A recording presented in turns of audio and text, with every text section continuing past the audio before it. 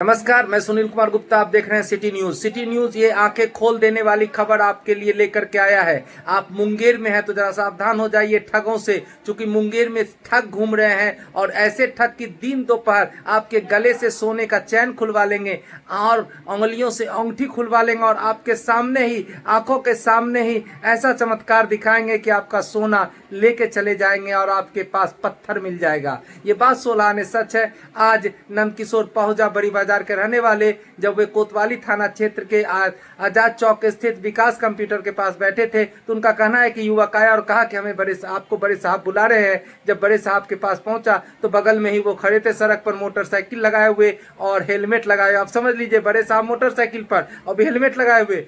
यही नंदकिशोर पहुंचा ने कहा कि जैसे मैं उसके पास गया तो वो साहब हम पर भड़क गए कि आप नहीं समझ रहे हैं, इतना बड़ा भीड़ भाड़ इलाका में आप डिस्प्ले कर रहे हैं, सोना क्यों पहन करके निकले हैं, उंगलियों में अंगूठी क्यों है सोने की, इतना सारा जेवर पहन करके निकले हैं, कुछ घटना हो जाएगी तो चलिए उतारिए सोना। और उन्होंने कहा कि मैंने साहब को बोला कि अच्छा घर जाकर के उतार लेंगे सोना, लेकिन उन्होंने कहा नहीं अभी उतारिए, बड़ा आप लोग दिक्कत करेंगे, सोना पहन के निकलते हैं, इतना तो सोना पहन के निकलते हैं।